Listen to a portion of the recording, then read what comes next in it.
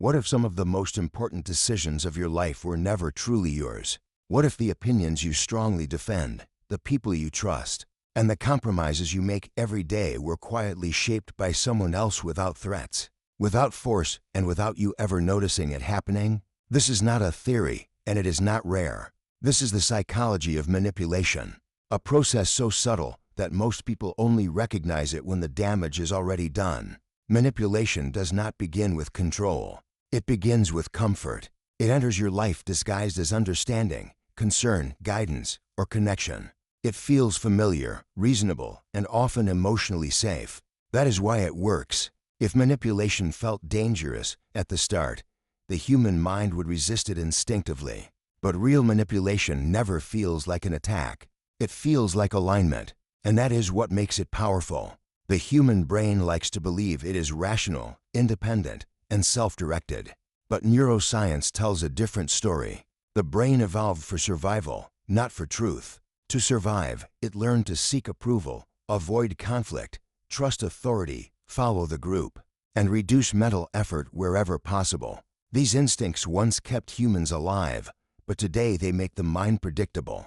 And anything predictable can be influenced. So the real question is not whether manipulation exists, but why we are so vulnerable to it. Every act of manipulation targets emotion before logic. You may believe you think before you act, but in reality, you feel first and explain later. Emotions decide what logic will defend. This is why manipulation focuses on guilt, fear, hope, and belonging rather than facts. Have you ever agreed to something that didn't feel right simply because saying no felt uncomfortable? Have you ever justified someone's behavior even when your instincts warned you otherwise? That moment when emotion overrides clarity is where manipulation begins to take hold. Manipulation always starts with a relationship. Influence cannot exist without trust. A manipulator studies emotional patterns, not to understand you, but to predict you. They notice what makes you insecure, what you fear losing, what you desperately want to be seen as. Then they position themselves carefully, not as a threat, but as a solution. Sometimes they offer validation, sometimes protection, sometimes meaning. And once emotional dependence forms, control no longer needs force. One of the most common forms of manipulation is emotional responsibility, where one person subtly makes another feel accountable for their emotional state. When someone implies that their happiness, stability, or well-being depends on you, boundaries begin to feel selfish. Saying no begins to feel like cruelty.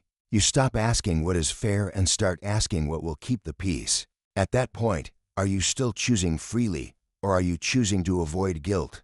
Another deeply damaging form of manipulation is gaslighting, a process that slowly erodes trust in your own perception.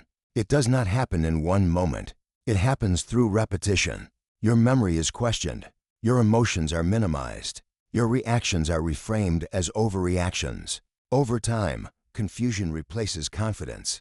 And when you stop trusting your own mind, whose version of reality do you accept instead? The manipulator's reality becomes the safest option. Fear is another powerful tool. Fear does not need to be loud to be effective. Sometimes it is hidden in suggestions, implications, or emotional warnings. Fear of abandonment, fear of loss, fear of instability. When fear is activated, the brain narrows its focus and seeks immediate relief. Critical thinking slows down. Long-term consequences fade. Decisions become reactive. And once fear becomes part of a relationship, leaving feels more dangerous than staying. But is that danger real, or has it been carefully constructed? Not all manipulation feels painful in the beginning. Some of it feels intoxicating.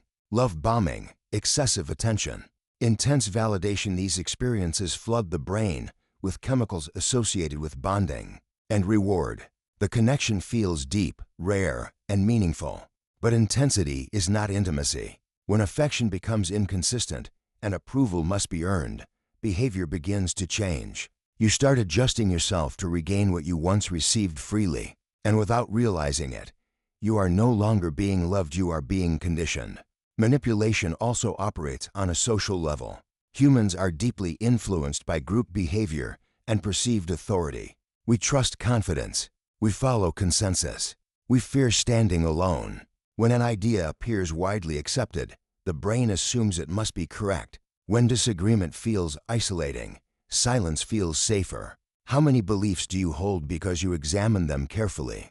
And how many because questioning them felt uncomfortable? One of the most uncomfortable truths about manipulation is that intelligence does not protect against it. In fact, thoughtful, empathetic, and self-aware individuals are often more vulnerable. They seek understanding, they analyze context, and they assume others act with good intentions. Manipulators rely on this. They know empathy can override self-protection. They know that kind people often explain away patterns that should never be ignored. At what point does understanding someone become an excuse for tolerating harm? Manipulation rarely happens all at once. It unfolds gradually. Small compromises seem harmless in isolation, but over time they reshape identity. Each adjustment feels reasonable, until one day you realize you no longer recognize yourself. By then, emotional investment makes leaving feel like failure. Hope keeps you waiting, and hope, when used as a tool, can be more powerful than fear. But hope without evidence is not optimism. It is entrapment.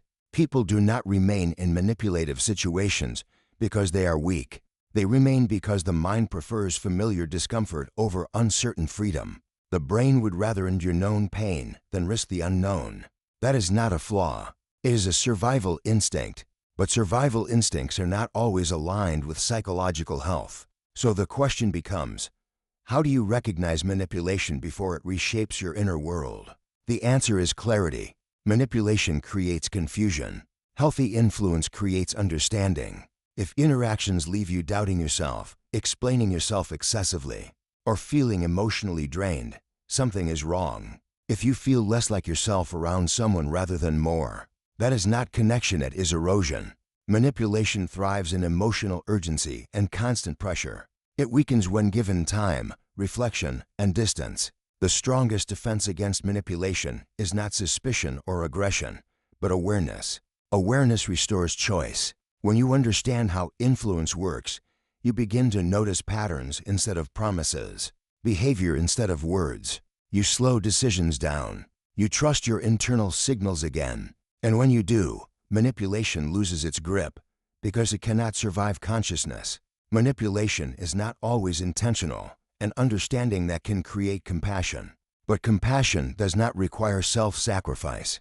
Awareness allows you to see clearly without surrendering yourself. And once you truly see manipulation for what it is, it can no longer operate in silence. So the final question is this: if you now understand how minds are controlled without realizing it, will you continue to give others unchecked access to your thoughts, your emotions, and your identity? Or will you begin protecting the one thing that defines your freedom, your awareness?